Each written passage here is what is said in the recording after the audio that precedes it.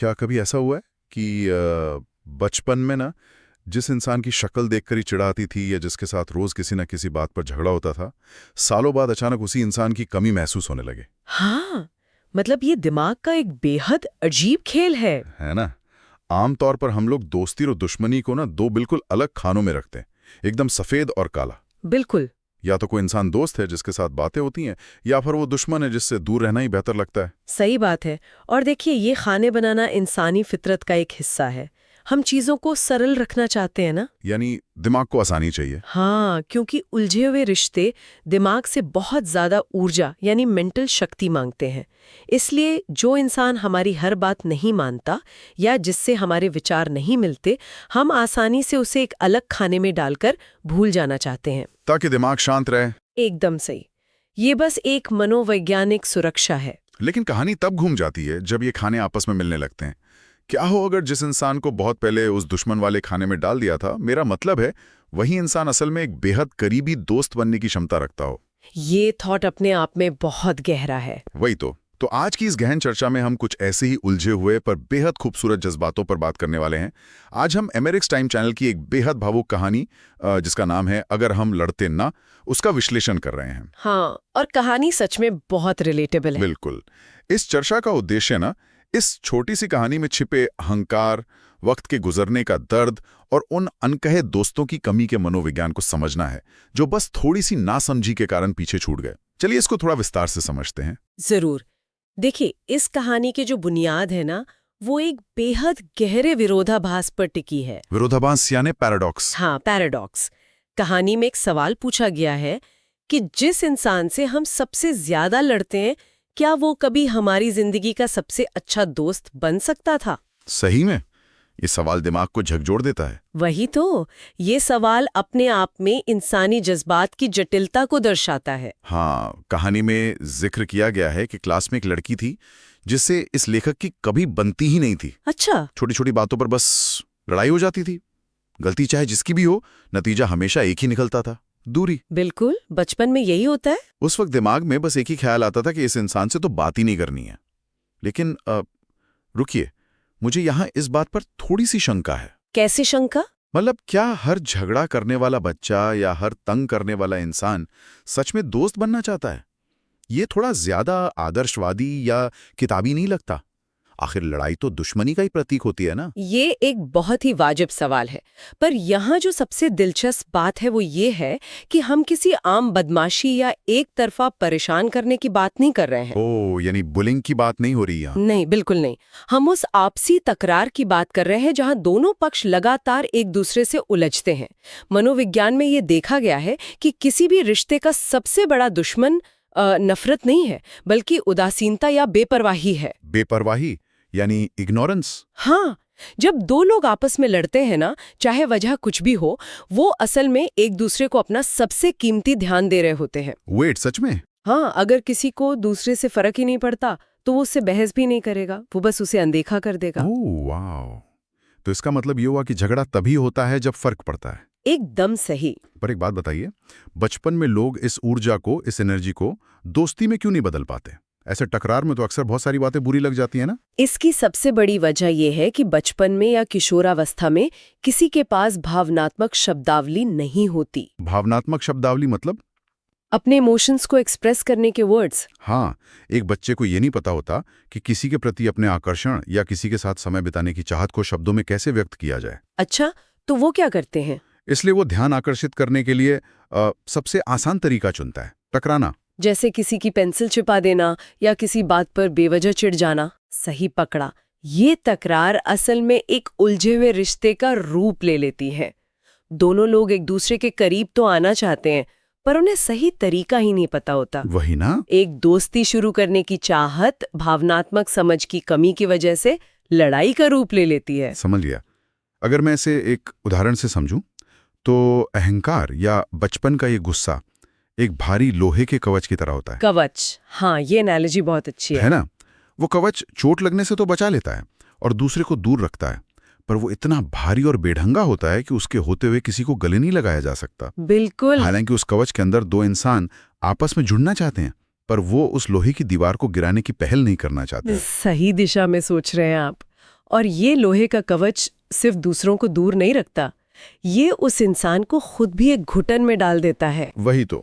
और अंदर ही अंदर वो इंसान अकेलेपन से जूझ रहा होता है। हाँ, और यहाँ से फिर सवाल ये उठता है कि आखिर ये तकरार इतनी बड़ी दूरी कैसे बन जाती है कि सालों बाद पछतावा हो। कहानी में एक बहुत ही अजीब और दर्दनाक मोड़ तब आता है जब सालों बाद बिना किसी ठोस वजह के अचानक उस इंसान की याद आती है। हाँ, कहानी में जिक्र है कि बिना किसी रीजन, बिना किसी वजह, बस एक अजीब सी फीलिंग आती है।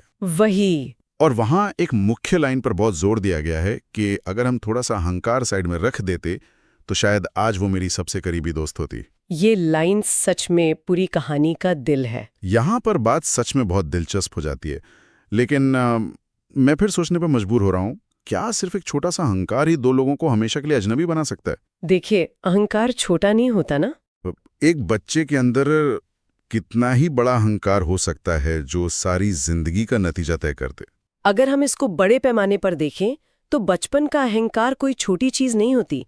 असल में बचपन में अहंकार का मुख्य काम अपने अस्तित्व की रक्षा करना होता है। अस्तित्व की रक्षा थोड़ा समझाइए। मतलब एक बच्चे की दुनिया बहुत छोटी होती है ना, उसके लिए उसकी कक्षा, उसकी क्लास ही पूरी दुनिया है। ऐसे में झुकना या पहले माफी मांगना उसके दिमाग को एक बहुत बड़े खतरे की तरह लगता है। ओह, जैसे मैं क्यों पहले बात करूं, मैं क्यों झुकूं? बिल्कुल यही। ये ख्याल सुनने में छोटा लगता है बड़ों को, पर उस वक्त के मनोविज्ञान के हिसाब से ये एक पहाड़ जैसा होता है बच्चे के लिए। और इस कहानी का सबसे बड़ा दुख सिर्फ अहंकार नहीं है, बल्कि अहंकार और वक्त का आपस में टकराना है। वक्त के टकराने से क्या मतलब है? अहंकार तो चलो समझ आता है कि हम झुकना नहीं चाहते, पर इसमें वक्त की क्या भूमिका है? वक्त तो बस गुजर रहा होता है। वक्त की भूमिका इसलिए बड़ी है क्योंकि इंसानी समझ और वक्त दोनों एक साथ नहीं चलते। ये बहुत गहरी बात बोल दी आपने। कहानी की एक लाइन भी है कि जब तक समझ आता है तब तक वक्त निकल चुका होता है।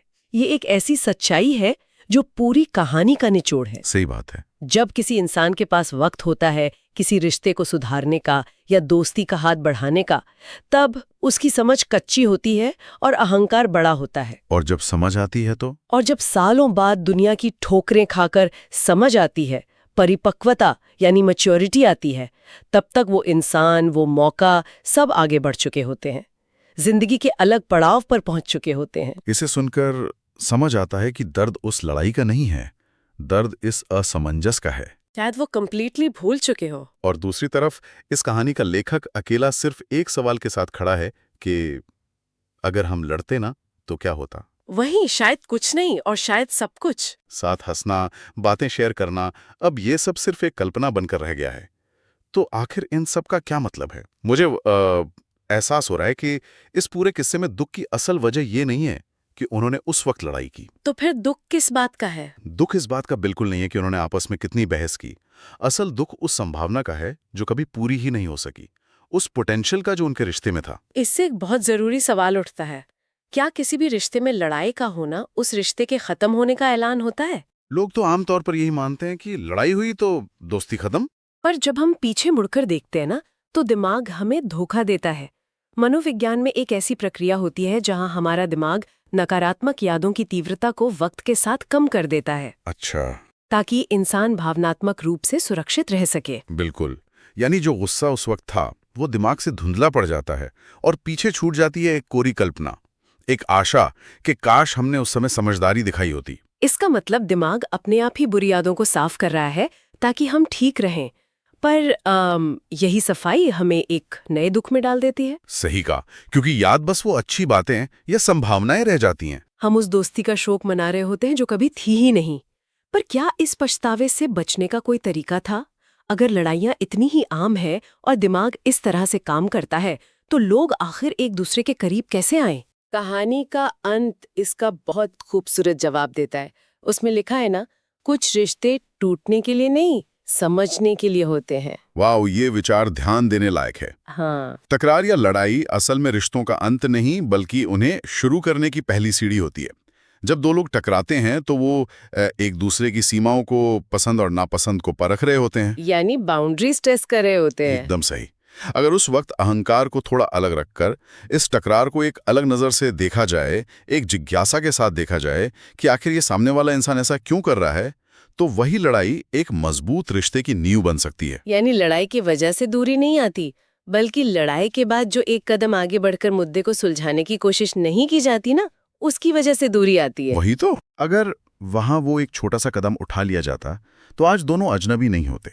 ऐसे असफल रिश्ते दिमाग में एक अजीब सा खालीपन छोड़ जाते हैं, क्योंकि लोग उन दोस्तों को तो याद करते ही हैं जो वक्त के साथ उनके साथ थे, हाँ, पर उन दोस्तों को और भी गहराई से याद करते हैं जो कभी बन ही नहीं पाए। और यही खालीपन इस कहानी को सिर्फ बीते हुए वक्त का पछतावा नहीं रहने देता, ये आज के वक्त के लिए एक बेहद सख्त चेतावनी बन जाता है। चेतावनी कैसे?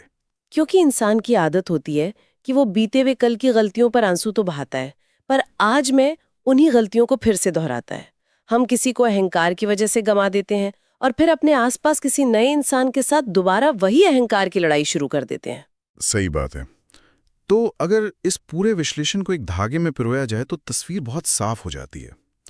ये सिर्फ किसी छोटी क्लास की लड़ाई का किस्सा नहीं है, इसे रोजमर्रा की जिंदगी में बड़ों के बीच भी देखा जा सकता है। हाँ, बिल्कुल देखा जा सकता है। अगर किसी दफ्तर में दो लोगों की आपस में नहीं बनती या किसी पड़ोसी के साथ रोज छोटी बातों पर तकरार होती है, तो ये चर्चा उस पर भी उतनी ही लागू होती है।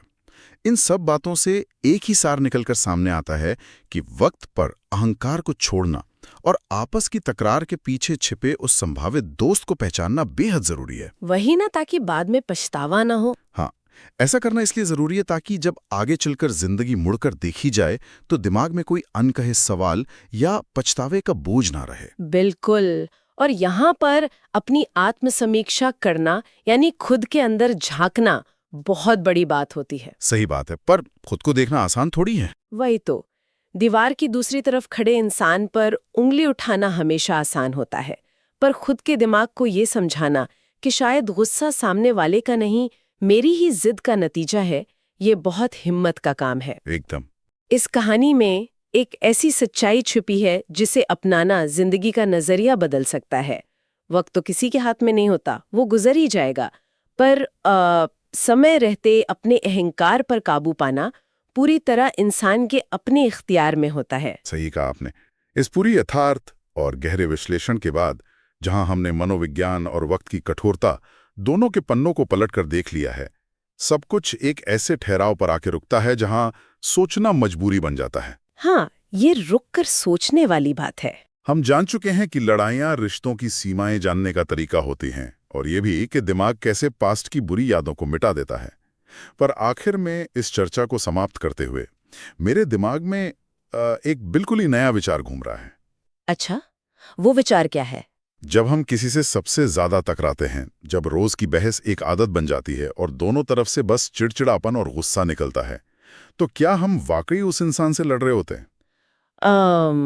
मैं थोड़ा समझी नहीं, आपका क्या मतलब है? मेरा मतलब है कि या फिर वो इंसान दरअसल एक आईने की तरह होता है जो हमारे ही अंदर के उन हिस्सों को दर्शाता है जिन्हें हमने खुद अब तक स्वीकार नहीं किया है। ओह वाओ, ये थॉट तो एकदम अलग ही लेवल पर चला गया। है ना? शायद वही एक आईना है जो हमारी खुद की असुरक्षा और डर को बाहर लाता है, और हम उस आईने को ही तोड़ देने की जद्दोजहद में एक ऐसे दोस्त को खो देते हैं जो शायद हमें खुद से रूबरू करा सकता था। ये तो सच में बहुत गहरा सवाल है। यही एक आखिरी और गहरा सवाल है जिसके साथ आज हम इस चर्चा को यहाँ रोक रहे हैं। इस आईने और इस उलझन के बारे में एक बार ठहर के विचार करना बनता है।